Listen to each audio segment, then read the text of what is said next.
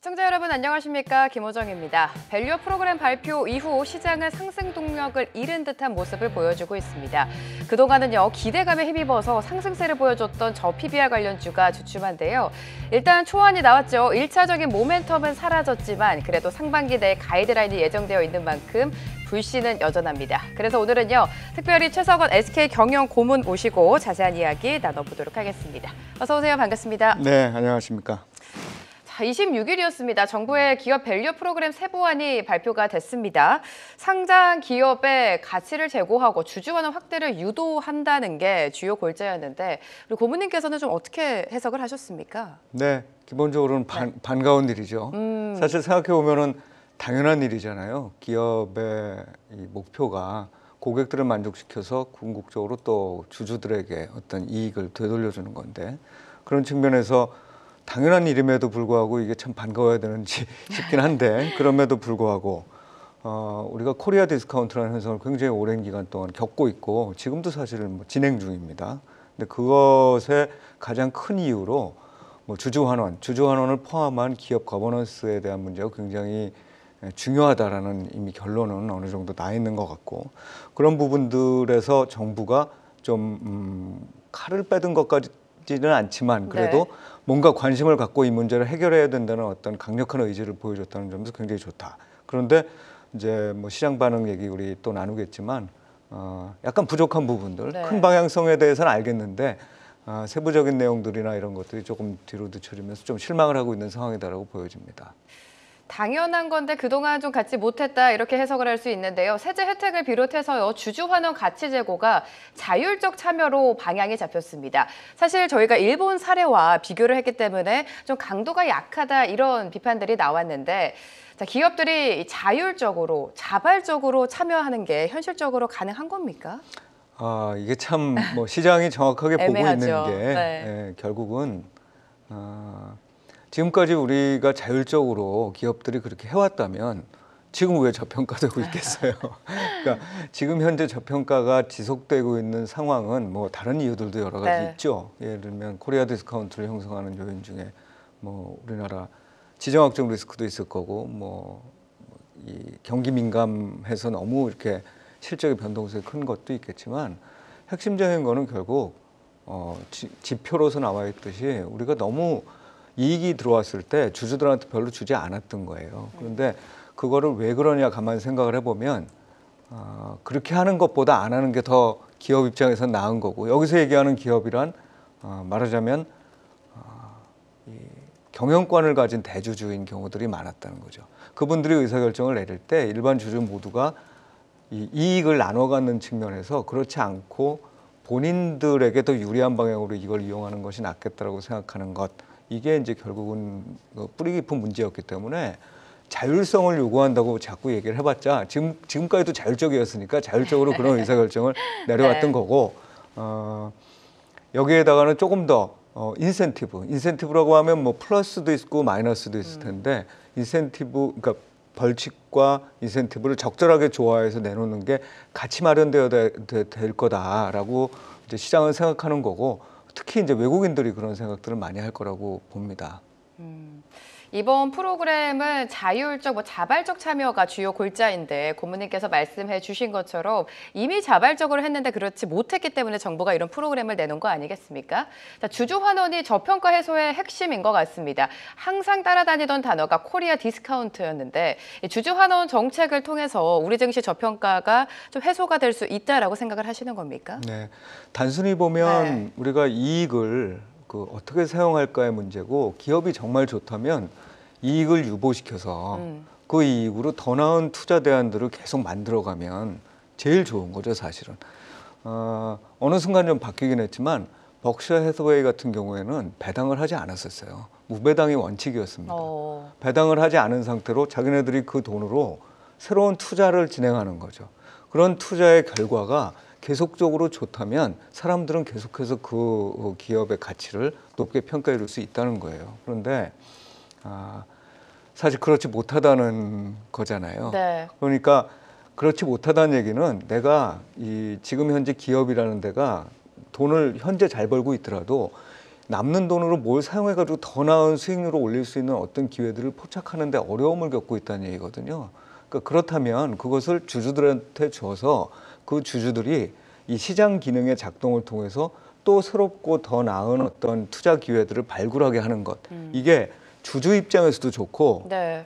나라 전체의 자원을 효율적으로 배분시키는 데도 좋은 거예요. 그러니까 정부는 당연히 그렇게 하는 걸 원하는 거고 일반주주도 그렇게 하기를 원하는데 이제 기업 입장에서는 여전히 어찌 보면은 자기가 이 이익을 가지고 뭔가를 할 수 있다라는 어떤 생각이 있거나 아니면 이 이익을 유보시키는 게 특히 이제 지배 주주의 어떤 지분율이 낮은 대주주 같은 경우에는 이게 내가 더 좋은데 왜 일반 주주들한테 다 돈을 나눠줘? 내가 그냥 기업에 유보시키지 이런 이제 마음들이 뒤섞여서 나타난 현상이었다는 거죠. 근데 그 결과가 결국 뭡니까? 우리가 주요국 대비해서는 가장 낮은 ROE, 네. 가장 낮게 평가되는 저평가 이 상황. 결국 지금의 결과는 그런 과정들을 통해서 이루어졌기 때문에 주주환원이라는 게 굉장히 중요한 고리로서 기업 가치를 올리는데 영향을 미칠 수 있다. 뭐 다 아시다시피 그 배당을 늘리는 방법도 있지만 그 미국에서 많이 보여줬듯이 자사주를 소각하는 우리나라는 그렇죠. 사실 자사주를 매입한 이후에 소각을 하는 경우는 많지 않았고 여러 가지 경우에 그거를 지배주주나 또는 대주주의 어떤 그 지배율을 조금 더 높이기 위한 수단으로 사용하는 경우들이 또 제법 있었거든요. 이제 그런 부분들을 또 좀 불식시키기 위해서라도 주주 환원을 적극적으로 하는 건 상당한 도움이 될 거라고 봅니다. 네, 뭐 주주 환원이 뭐 여러 가지 방법이 있겠지만 배당도 대표적이고요. 자사주를 좀 소각해야 된다라고 말씀을 해주셨습니다. 오랜 시간 우리 증시 환경도 그렇고 사실 기업들도 저평가를 극복하기 위해 어떤 노력을 했을까 이런 의문이 좀 드는 시점인데 저희가 계속해서 일본과 비교하지 않습니까, 고모님? 네. 일본 사례 간단하게 짚어주실까요? 네, 일본도 전형적으로 비슷한 그 과정이었죠. 그러니까 기업 이게 결국은 물론 이제 일본은 우리나라와 달리 그 경영권을 가진 대주주의 형태 그거는 이제 옛날에 비해서는 많이 희석됐죠. 그 일본의 재벌 구조는 사실은 일부러 해체시킨 구도였고 우리는 이제 그렇지 않은 상태였는데 그렇기 때문에 우리나라가 사실 지금 더 어려움을 겪는 건지도 모르겠어요. 네.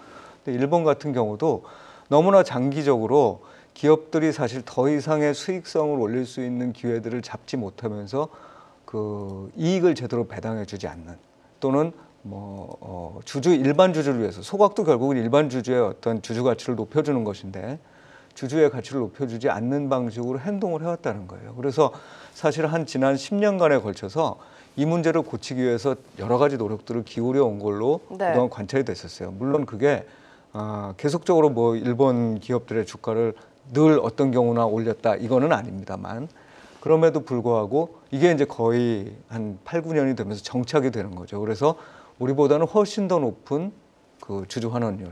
일본의 주주 환원율이 아마 배당만 하더라도 한 4, 50% 정도가 될 거고요. 주주 환원 그 이외 부분까지 생각을 하면 상당히 높은 수준까지 올라와 있다고 알고 있고 또 미국 같은 경우는 뭐 당연히 90% 넘는 주주 환원율을 보이고 있으니까 이 구체적으로는 뭐 우리가 지금 내세웠던 것과 비슷합니다. 그러니까 한편으로는 기업들한테 주주 가치를 증대시키기 위한 계획을 발표하게끔 하고 또 지배 구조를 어떻게 좀 개선하고 선진화시키겠다는 거를 공시해서 전체적으로 한편으로는 그거를 알리게 하고 또 투자자들로는 그거를 잘 볼 수 있도록 뭔가 장을 마련해 줌으로써 하는 방식은 비슷한데 이제 조금 더 직접적으로 거래소에서 나서서 일이 안 되는 기업들에 대해서 그러니까 PBR이죠. PBR 일이 안 되는 기업들에 대해서 뭔가 좀 불이익을 줄 수 있는 부분들을 계속 고민하고 있는 것 같아요. 그래서 아마 우리도 뭐 당장 어제 우리 그 금융감독원에서는 조금 다른 색깔의 얘기를 하셨죠. 나왔습니다. 네, 그게 아마 그 저 같은 사람들을 위시해서 많은 분들이 이번 26일 날 걸 보고 다 구체적인 거 나오지 않았지만 어쨌든 가만 보면은 너무 강력하게 이 자율성만 강조하다 보니까 그거는 안 된다라고 얘기하는 걸 아마 들으신 것 같아요. 그러다 보니 이제 조금 더 강력한 페널티도 준비하는 것과 같은 인상을 주셨거든요. 이제 그런 식의 어떤 인상을 주는 것 이게 굉장히 중요하다. 결국 퇴출이냐 아니냐를 정부 마음대로 모든 걸 할 수는 없어요. 그런데 그 기준을 명확하게 줘서 시장이 그걸 알아서 하게끔 이렇게 유도해 주는 것은 굉장히 필요하다고 보고, 그런 측면에서 일본이 지난 몇 년간 그 계속 노력을 해와서 지금의 또 결과를 얻은 부분은 상당히 좀 잘 계속 지켜봐야 되고, 우리도 지금 단기로만 이런 게 이루어지는 게 아니라 또 정권이 바뀐다고 해서 또 다른 어떤 일들이 벌어진다고 해서 이거를 되돌릴 게 아니라 계속 이거를 강력하게 가져가야죠. 추구한다는 게 가장 중요한 문제다라는 거를 보여주는 게 아마 일본 사례가 아닐까 생각이 듭니다. 네, 사실 밸류어 프로그램이 발표가 되고 시장에서 실망을 했던 이유가 강제성보다는 자율성에 초점이 맞춰있기 때문입니다. 네. 언급해 주신 것처럼 이복형 금감원장이 오랜 시간 동안 기준을 미달한 상장사들은 거래소에서 좀 퇴출돼야 된다, 이런 강력한 발언을 했습니다. 정부와는 네. 좀 상반된 분위기였는데 네. 자, 그렇다면요, 시장으로 돌아와서요, 저 PBR 관련주가 사실 기대감으로 상승세를 보여주지 않았습니까? 네. 발표 당일에는 차익이 나오면서 좀 조정이 많이 나왔었는데 앞으로 저 PBR 관련주의 흐름은 어떻게 보시는 겁니까? 네, 뭐 일단 기대에 의한 네. 반응은 어느 정도 된 상황이고 최근에 좀 조정을 받긴 했어도 이전의 주가 흐름과 보면 한 단계는 높아진 상황에서 움직이고 있어요. 네. 예, 그런 의미에서 분명히 어느 정도의 기대를 주고 있는 효과는 남아있다라고 생각이 듭니다. 이게 얼마나 이제 더 강하게 또 의지를 갖고 또 일부의 또 좀 강제성이라든지 좀 명확한 페널티와 인센티브가 이렇게 갖춰진 상태로 안이 발표되느냐에 따라서 좀 더 갈 수 있다고 봐요. 그런데 생각해 보면 저 PBR만으로 이 모든 게 설명되는 건 아니죠. 무조건 싸다고 뭐가 다 이렇게 그러니까 자산 가치에 비해서 싸다고 해가지고서 기업 가치가 올라가야 된다는 어떤 그 당위성이 있는 건 아니에요. 이 기업이 당장 돈을 못 벌 수도 있고 돈을 벌고 있지만 그 돈을 가져가서 사용하고 있다 한들 제대로 잘 못 사용하는 방향으로 가고 있다. 또는 장부 가치로서의 현재 가치 평가는 이렇게 자산 가치가 돼 있는데 실제로 암묵적으로 자산에서 상당한 훼손이 나타날 수 있는 경우. 대표적인 경우가 예를 들면 건설사라든지 아니면 최근에 이제 부동산 PF로 고통을 받고 있는 뭐 중소형 증권사라든지 증권사 전반이겠죠. 전반이라든지 이런 데들은 사실상 좋은 점도 물론 있지만 한편으로는 그 자산 중 일부가 훼손될 가능성에 대해서도 주주들이 고민하는 거거든요. 그럼요. 네. 네, 그래서 이 얘기를 종합해 보면 결국 뭐냐면 저 PBR 주식이 이 기대에 의해서 오른 만큼은 완전히 극단적인 수준보다는 좀 내려와서 안정되고 있고 그건 분명히 저 PBR로부터 극복될 거라는 기대를 반영하는 건데 그중에서도 분명히 옥석가리기가 진행될 거라는 얘기고 투자자 입장에서 본다 그러면 PBR이라는 하나의 숫자만 갖고 투자하는 것은 위험하다. 네. 그러니까 결국은 저 PBR 주식들을 쭉 보시고 그중에서도 다른 이런저런 조건들이 같이 만족돼주는 기업을 보는 것이 중요하지 무조건 이거는 내가 순서대로 쭉 뽑아보니까 저 PBR 1등부터 10등 주식이네 그러니까 얘네들은 다 갈 거야 라고 생각하는 건 네. 그거는 상당한 위험을 감수하는 일이다 이렇게 보여집니다. 그래서 고문님께 여쭤보고 싶은 게 지금 뭐 최근의 흐름을 봤을 때 저 PBR이라고 해서 다 가는 건 아니잖아요. 시장이 네. 지금 너무 거기에 초점이 맞춰져 있습니다만 네. 그동안에 뭐 자동차가 대표적으로 될 수도 있고요. 은행이라든지 보험, 금융주 그리고 계속해서 무겁게 갔던 지주사들도 좀 시세를 내줬습니다. 네. 중장기적인 호흡으로 저 PBR과 비롯해서 어떤 섹터 또 어떤 종목이 수혜를 받을 수 있을지 조금 더 구체적으로 설명해 주실 수 있습니까? 네, 제가 네. 이 입장상 그 개별 종목에 대한 얘기를 그럼요. 하지 섹터만. 못하지만, 네. 못하지만 일단 초기 단계 반응은 너무 당연했어요. 예를 들면 시장 전체적으로 봤을 때 저평가되고 있는 섹터가 움직이는 게 맞는 이슈 아니야라는 생각을 할 수밖에 없죠. 그럼요. 네, 그래서 예를 들면 대표적으로 금융이었죠. 뭐 보험이나 은행 마찬가지고 증권사 일부도 마찬가지고. 그리고 또 하나는 우리나라에서 괜찮은데 좀 저평가됐다고 느끼던 그러니까 투자자들이 생각하던 것 중에 하나가 사실 자동차였었어요. 네. 그리고 말씀하셨던 지주통신. 그러니까 대부분의 어떤 데들이 이렇게 막 올라섰죠. 그래서 이런 데들이 기본적으로 제자리를 찾아갈 거라는 어떤 그 믿음들은 이 과정을 통해서 뭐 갑자기 정부가 바뀌어가지고 나는 이제 뭐 이거에서 손 놓을 거야 이러지 않는 한 이 입장을 계속 유지하는 한 좀 상대적으로 괜찮을 거다. 그런데 사실은 이거보다 더 중요하게 생각을 하셔야 될 건 뭐냐면 여기 있는 그 예를 들면 금융이나 자동차나 뭐 지주사나 이런 데 있는 어떤 경영자들이 다른 산업군에 있는 경영자들에 비해서 또는 대주주에 비해서 특별히 더 거버넌스나 주주 환원에 나는 기업 가치를 제고하는데 별로 관심 없어 이러지는 않았을 거잖아요. 그러니까 이건 어디까지나 산업별 문제라기보다는 초기 단계에 그런 산업별 디스카운트가 조금 해소가 되는 단계가 지나가고 나면 이건 기업별 문제인 그렇죠. 거죠. 네. 그러니까 지금 현재 상황보다 내가 거버넌스를 더 확실하게 해서 이거를 정말 주주들한테 환원시키는 방향으로 뭔가 프로세스를 정립하겠다. 이런 데들은 주가가 많이 올라갈 가능성, 그건 섹터에 무관하게 주가가 많이 올라갈 가능성이 생긴 이슈라고 봐야 될 거고, 그렇지 않은 기업들은 설사 이익을 많이 벌고 있더라도 상대적으로 주가 상승률이나 뭐 이런 측면에서 좀 소외될 수 있는 가능성이 있는 이런 상황이라고 봐야 되겠죠. 그래서 제가 보기에 지금은 요 이슈 하나로 움직이는 거는 일단 한 사이클은 좀 지났다고 봐요. 예. 그 초기 단계에 이런 게 나온다더라. 일본을 보니까 이게 좋더라. 맞아요. 해가지고 네. 나왔던 어떤 이런 사이클은 살짝 지나간 단계고, 그 다음부터는 아까 옥석 가리기도 말씀을 드렸습니다만 각 기업이 어떻게 대응하시는지를 잘 한번 봐보시죠.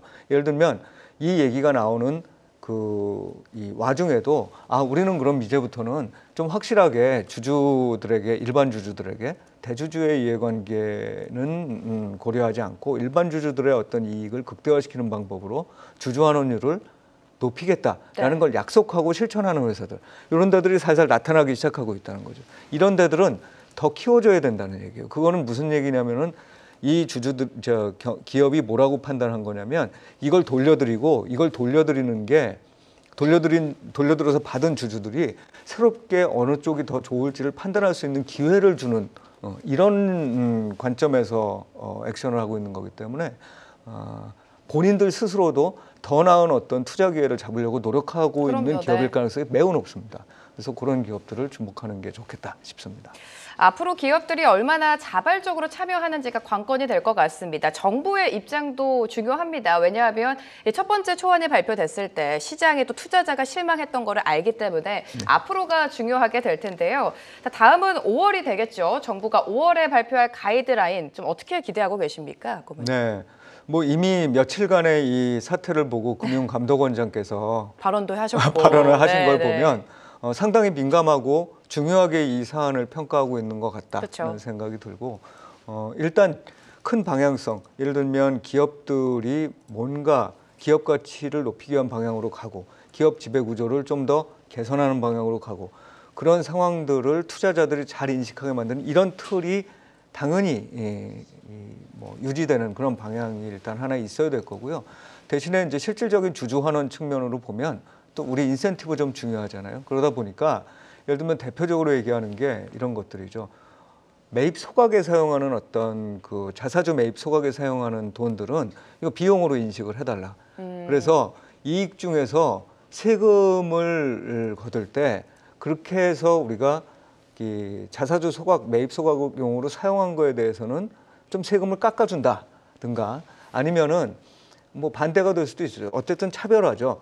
이걸 소각에 사용하지 않는 것들은 뭐 세금을 좀 올려준다, 이런 방식으로 이거는 사실 상속세를 뭐 내려준다 올려준다 이런 것과는 다른 차원입니다. 상속세로 올리고 내리는 건 과연 지금 형태 우리나라에서 이 승계라는 이런 구조가 과연 맞는 기업 경영 스타일이냐, 이런 데 또 이슈가 있을 수 있고, 또 부자 감세에 대한 논의도 당연히 거기에 붙어서 또 항상 나와서 그렇죠, 네. 이건 논란거리가 많은 문제예요. 하지만 실질적으로 내가 번 이익 중의 일부를 뭘로 사용하는 부분에 대해서 이 정부가 좀 강력한 어떤 페널티나 또는 인센티브를 지급해 준다면 제가 보기엔 좀 따를 가능성이 높지 않을까라는 생각을 갖고 있습니다. 그 외에도 이제 아까 뭐 말씀하셨던 장기간 어떤 지표를 미달하는 데들은 퇴출시킨다든지, 아니면 또 어떤 세정과 관련된 부분에서도 세제 정책들을 뭐 당연히 더 그런 쪽에 적극적으로 나서는 기업들한테 우대해 준다든지 하는 것들을